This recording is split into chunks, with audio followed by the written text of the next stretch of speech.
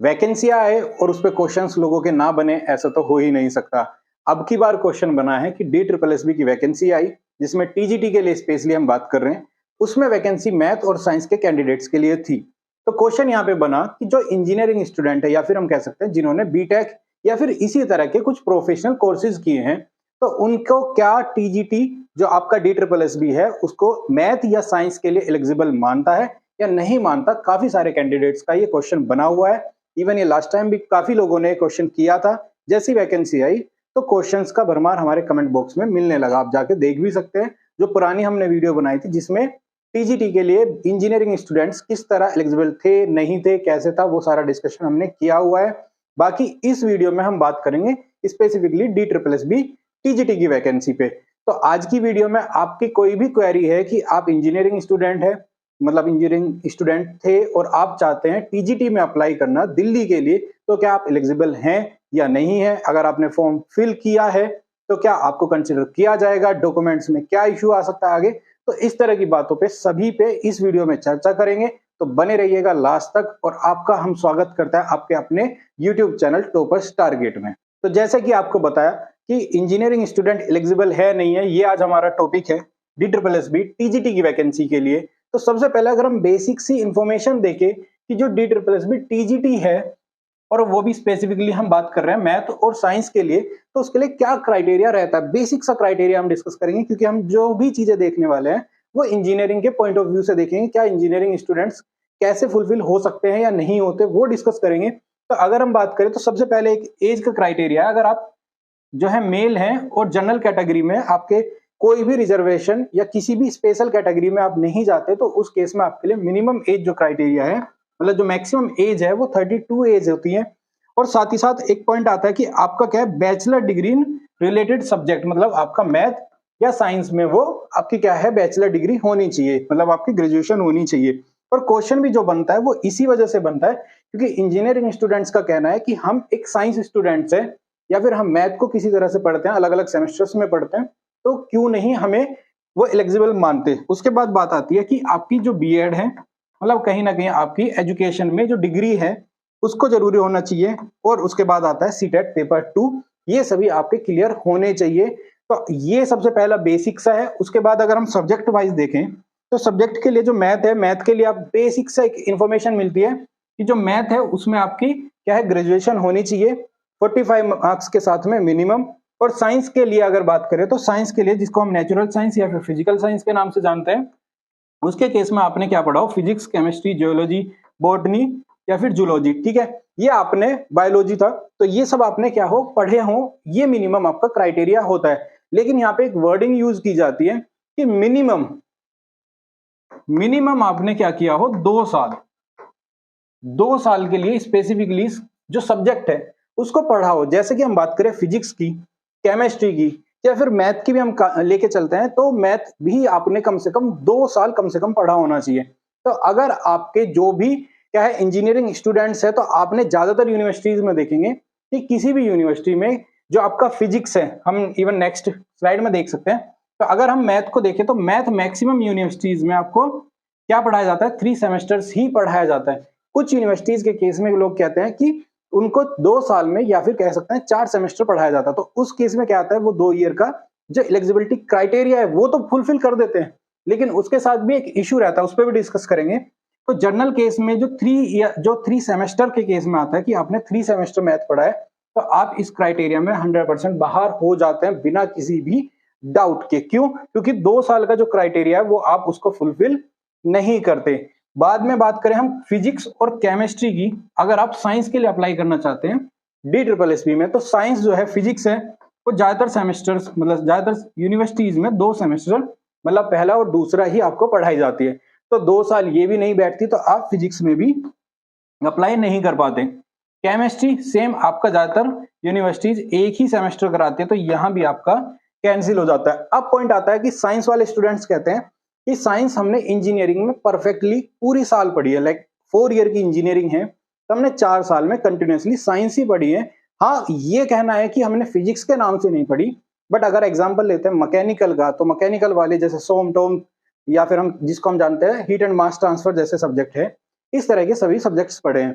तो वे कहीं ना कहीं फिजिक्स का पार्ट है। लेकिन जो एक स्पेशलाइजेशन का वर्ड यूज होता है, जो स्पेशलाइजेशन है वो आपका पर्टिकुलर फिजिक्स जो कि हमारा स्कूलिंग में यूज होता है उसमें ना होके किसी एक किसमें है, स्ट्रीम में है, और वो आपकी जैसे हमने एग्जांपल में ली मैकेनिकल की, तो आपकी एमई मतलब मैकेनिकल इंजीनियरिंग में है, ना कि आपने फिजिक्स से स्पेसिफिकली वो ग्रेजुएशन पूरा किया है। अगर आपने स्पेसिफिकली या हम कह सकते हैं स्पेशलाइजेशन अगर आपने फिजिक्स में किया हो, केमिस्ट्री में किया हो, मैथ में किया हो, तो यहाँ पे आपके क्राइटेरियाज फुलफिल होते हैं। लेकिन आपने इंजीनियरिंग में कंप्लीटली साइंस का बड़ा रूप पढ़ा, आपने जो भी सारे पॉइंट पढ़े वो आपने अपनी इंजीनियरिंग स्ट्रीम से रिलेटेड पढ़ा है, ना कि स्टूडेंट से रिलेटेड। या फिर आप ये कह सकते हैं कि आपको एजुकेशन इस तरह मिलती है कि आप इंडस्ट्री में, प्राइवेट हो, गवर्नमेंट हो या किसी भी तरह से हो, उस इंजीनियरिंग को यूटिलाइज करके आगे कुछ कर सके, ना कि आपको अलग वे में पढ़ाया जाता है। आपको ब्रॉड एरिया में पढ़ाया जाता है, उसके भी स्पेसिफिक पोर्शंस के लिए, जिसको हम स्पेशलाइजेशन उसकी इंजीनियरिंग स्ट्रीम में मानते हैं, चाहे वो मैकेनिकल हो, सिविल हो, या फिर आपकी सिविल हो, या फिर ट्रिपल ई हो, डबल ई हो, ईसी हो, कोई भी आपकी ब्रांच हो, ये सभी जो है वो अपने आप में स्पेशलाइजेशन है, और स्पेशलाइजेशन को ही काउंट किया जाता है, ना कि उसको फिजिक्स या केमिस्ट्री में अलग से डिवाइड करके, या फिर आप कह सकते हैं फिजिक्स से काउंट नहीं किया जाता। उसका रीजन यही है कि आपका स्पेशलाइजेशन यहाँ पे है, इस स्ट्रीम से जो भी आपने इंजीनियरिंग में ली थी। लेकिन सीएस का जो केस आता है, सीएस का थोड़ा डिफरेंट है, तो सीएस का भी हम डिस्कस करेंगे। सीएस का जो थोड़ा सा केस डिफरेंट है, क्योंकि सीएस के लिए क्या है, सीएस के लिए वैकेंसीज अलग से कंप्यूटर साइंस पे आती है। तो उनका जो कंप्यूटर साइंस के नाम से जो आती है वैकेंसी, उसके लिए आपने क्या है, इंजीनियरिंग में स्पेशलाइजेशन किया है। आपने स्पेशलाइजेशन किया किस पे, कंप्यूटर साइंस पे। तो जब आपकी वैकेंसी कभी भी पूछी जाएगी कंप्यूटर के लिए, तो वहां पे उसको कंसिडर किया जाएगा। आप ये मान के चलिए आपके 10th 12th में अगर कोई एक ऐसा सब्जेक्ट आता है जैसे कि ऑटोमोबाइल है, ऑटोमोबाइल जो सब्जेक्ट आता है वो मैकेनिकल का हुआ, तो कल की डेट में अगर उसके लिए वैकेंसी निकलती है तो उस पर कौन एलिजिबल माना जाएगा, वो माना जाएगा जिसने स्पेशलाइजेशन किया हो किसमें, या तो ऑटोमोबाइल में या फिर मैकेनिकल इंजीनियरिंग में। क्यों, क्योंकि वो उससे रिलेटेड है। तो उसी तरह सीएस में अगर कोई इंजीनियरिंग करता है, अगर किसी ने बीटेक से इंजीनियर मतलब बीटेक किया है, इंजीनियरिंग किया है किससे, सीएस से, कंप्यूटर साइंस से, तो अगर वैकेंसी आपको सीएस की मतलब कंप्यूटर एज अ सब्जेक्ट की वैकेंसी मिलती है, तो वो उस वैकेंसी के लिए एलिजिबल है। रीजन मैंने आपको यहाँ क्लियर किया। फिजिक्स केमिस्ट्री के लिए आप नहीं है, बिकॉज ऑफ आपका जो स्पेशलाइजेशन है वो एक पर्टिकुलर स्ट्रीम में है। एक जो काफी लोगों का डाउट है, कुछ केसेस आते हैं जहां यूनिवर्सिटी मैथ को 4 सेम पढ़ाती है। जो हमने बताया था कि कुछ यूनिवर्सिटीज ऐसी भी हैं जो आपका जो सब्जेक्ट है एज अ मैथ वो 4 सेमेस्टर पढ़ाती है, इसका मतलब वो 2 साल पढ़ाती है। और DSSP के जो आपका सब्जेक्ट रिक्वायरमेंट है वो कहता है कि आपको मिनिमम 2 साल वो सब्जेक्ट पढ़े होने चाहिए। यहाँ पे एक पॉइंट फंसता है कि ये थोड़ा सा कॉन्फ्लिक्ट बन जाता है रिक्वायरमेंट में जो मेंशन है उसके, और जो उनका रूल रेगुलेशंस कहता है उसके। अगर आप इस केस में, मैं काफी टाइम ऐसे स्टूडेंट्स गए हैं जिन्होंने टीजीटी में क्लियर किया मैथ के लिए, और जब डॉक्यूमेंटेशन के लिए जाते हैं तो उसका केस आता है कि वो 4 सेमेस्टर में प्रूफ तो कर देता है, लेकिन उसका स्पेशलाइजेशन क्या हुआ यहां से निकल के आता है कि मैकेनिकल में था, ट्रिपल ई में था, सिविल में था, किसी भी ब्रांच में था, अगर उसने 4 सेमेस्टर मैथ पढ़ा है तो उसका स्पेशलाइजेशन यहां से काउंट होता है, ना कि मैथ से। तो ऐसे केसेस में काफी स्टूडेंट्स का ऑलरेडी जो डॉक्यूमेंटेशन प्रोसेस है वो रुका है। तो इसीलिए इंजीनियरिंग स्टूडेंट मतलब जो आपका बीटेक है उनको एलिजिबल नहीं मानता DSSB टीजीटी वैकेंसी के लिए, मैथ और साइंस दोनों के लिए।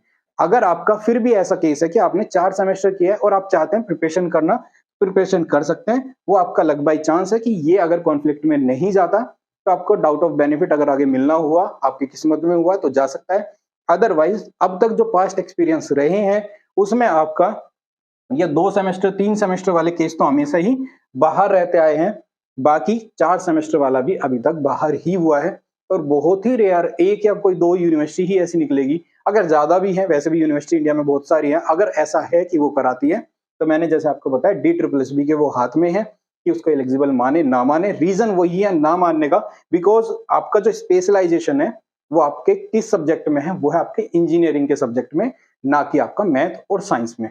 आपको ऐसा भी हो सकता था इंग्लिश भी थ्रू आउट पढ़ा दी जाती 4 साल, जैसे कि पर्सनल कम्युनिकेशन जैसा सब्जेक्ट भी पढ़ाया जाता है, अगर वो 4 साल भी ऐड कर देते हैं या फिर हम लोग क्या है इंजीनियरिंग में एमबीए का एक सब्जेक्ट जरूर पढ़ते हैं हर सेमेस्टर में, तो इसका मतलब ये नहीं होता कि हमें एमबीए के इक्वल माना जाता है। वो एक हमारे पार्ट ऑफ द जो कोर्स है वो है, जिससे कंप्लीट करने के लिए हम अलग अलग सब्जेक्ट पढ़ते हैं, बट हमारी स्पेशलाइजेशन हमारी स्ट्रीम में होती है जो आपकी स्पेसिफिकली सब्जेक्ट से बनती है, ना कि एक पर्टिकुलर किसी भी सब्जेक्ट से। तो उम्मीद करता हूं अगर आपको ये जो भी पॉइंट है वो क्लियर हुए हैं तो बहुत अच्छी बात है। अगर फिर भी कोई डाउट है तो आप हमसे कमेंट बॉक्स में जुड़ सकते हैं। एक यहाँ पे पॉइंट मैं हाईलाइट करना चाहूंगा कि जो लोग अपने अपने स्टेट्स में चेक करते हैं, लाइक काफी लोगों के केस में ऐसा होता है कि उनके जो स्टेट्स हैं वो इंजीनियरिंग स्टूडेंट्स को क्या है एलिजिबल मानते हैं।